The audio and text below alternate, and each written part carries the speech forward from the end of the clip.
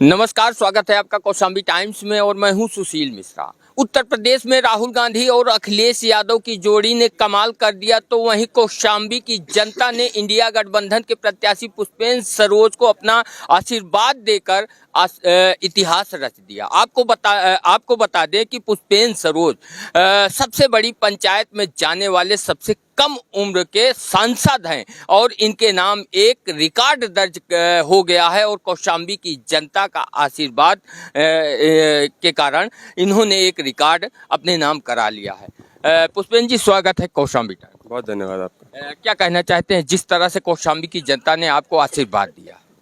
देखिए, पूरे चुनाव में कौशाम्बी की जनता ने हमको आशीर्वाद दिया और वो कल वोट और उसमें तब्दील हो गया कि हमारी बहुत भारी भरकम जीत हुई। कौशाम्बी की इतिहास में 2 रिकॉर्ड दर्ज हो गए हैं कि कौशाम्बी के इतिहास में सबसे भारी मार्जिन से सबसे कम उम्र का सांसद कौशाम्बी की सूझबूझ और समझदार जनता ने भेजने का काम किया। किस तरह से जो विकास की प्राथमिकताएं हैं वो किस तरह से आप देखेंगे कौशाम्बी के लिए, क्या विकास की प्राथमिकताएं होंगी? देखिए, सबसे पहले हमारे लोगों की सुनवाई हो। 10 साल लोगों की सुनवाई नहीं हुई, उनका मान सम्मान नहीं रखा गया। सबसे पहले लोगों की सुनवाई हो। हमारी जो प्राथमिकता है कि सबको बिजली पानी सड़क की व्यवस्था मिले, पहले ये मजबूत कर सकते हैं, तभी हम एज ए सोसाइटी आगे बढ़ सकते हैं, आगे सोच सकते हैं। अगर हमारी सरकार बनती है तो हम अपने नौजवानों को सबसे पहले नौकरी देंगे ताकि वो अपने मेहनत की कमाई हुई रोटी खा सकें। लेकिन अगर हमारी सरकार किसी तरीके से नहीं बनती है तो इनकी आवाज़ बुलंदी से संसद भवन में रखना मेरा दायित्व है और इनकी सुनवाई हो और देश की सबसे बड़ी पंचायत में कौशाम्बी की आवाज़ ललकारे, ये मैं चाहता हूँ।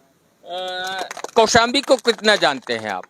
देखिए, कौशाम्बी के लोगों से मैं बचपन से मिलते हुए आ रहा हूँ। आपकी बहुत सक्रिय होकर मिला हूँ। मैं बहुत लोगों से आशीर्वाद मिला, हमें सर्व समाज का आशीर्वाद मिला है और मैं यकीन के साथ कह सकता हूँ कि कौशाम्बी नहीं, पूरी देश में सबसे पहली प्राथमिकता होती है कि वो अपना कमा के अपना घर चला सके। और हमारा जब हम इनका नेतृत्व करते हैं तो फिर हमारी ये दायित्व है कि इनको कमाई और रोज़गार का एक अवसर प्राप्त करा सकें।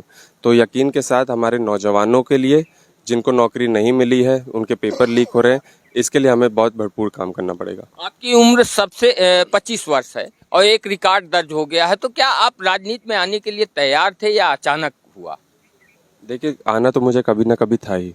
नहीं, क्या आपने सोचा था, प्लानिंग थी? जी बिल्कुल सोचा था और मैं पढ़ा लिखा हूँ। हमारे सभी कार्यकर्ता यहाँ पे समझदार हैं।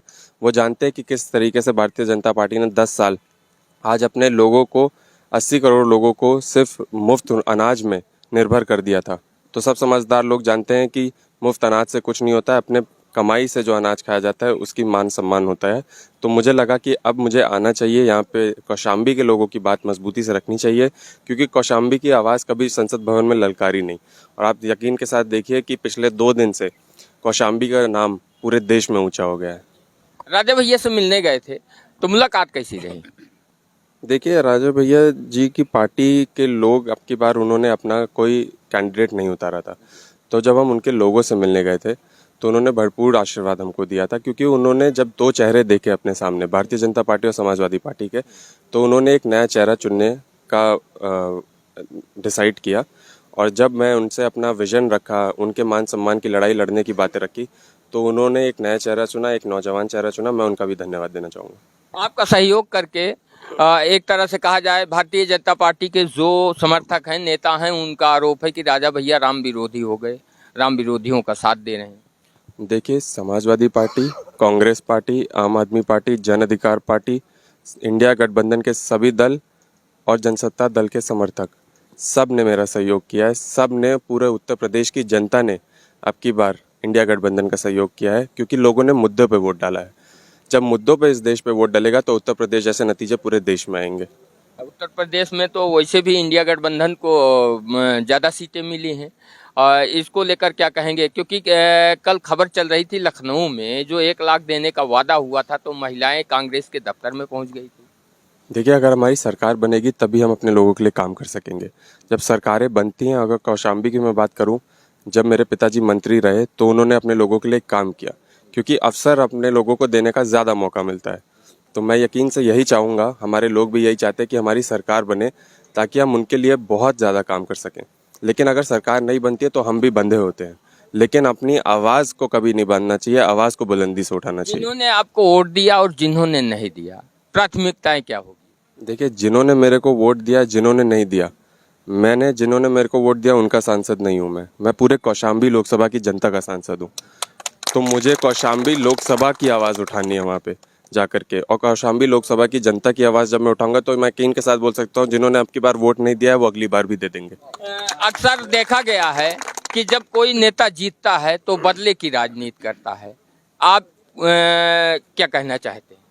देखिए, मेरी राजनीति बदले की राजनीति नहीं है। मैं अपने विरोधियों का भी बहुत सम्मान करता हूँ, और मैं यकीन के साथ कह सकता हूँ ये राजनीति पिछले 10 साल से शुरू हुई है। बदले की राजनीति, नफरत की राजनीति, इसको ख़त्म करने के लिए एक नई सोच के लोग आ रहे हैं। आप देख रहे हैं कि उत्तर प्रदेश से ही काफ़ी युवा चेहरे सांसद बने हैं। तो मैं यकीन के साथ कह सकता हूँ हमारी एक अलग टीम होगी जो एक नई राजनीति को पनप करेगी, और एक नई राजनीति इस देश में होनी चाहिए, और सबसे ज़्यादा प्यार सब में होना चाहिए, नफरत नहीं होनी चाहिए। आपकी भाषा में कई पत्रकारों ने चुनाव के दौरान आपका इंटरव्यू लिया, लेकिन भाषा बहुत संयमित थी। आपने कभी व्यक्तिगत हमला किसी पर नहीं किया। देखिए, ये मेरे पिताजी ने मेरे को बहुत बचपन से सिखाया है, और यकीन के साथ बोल सकता हूँ सिर्फ मैं नहीं, मेरे कार्यकर्ता जिस तरीके से मेरे साथ चले, किसी ने भी किसी भी ऐसी भाषा का इस्तेमाल नहीं किया, क्योंकि हम लोग टिप्पणियाँ नहीं करते, हम अपने लोगों के लिए काम करते हैं। मान सम्मान जब लोगों का करेंगे तो सबका आशीर्वाद खुद ब खुद मिलता है, और आगे चल के भी मैं यकीन के साथ बोल सकता हूँ कि मेरी राजनीति ऐसी नहीं है, मेरा व्यक्तिगत स्वभाव ऐसा नहीं है कि मैं किसी पर टिप्पणी करूँ।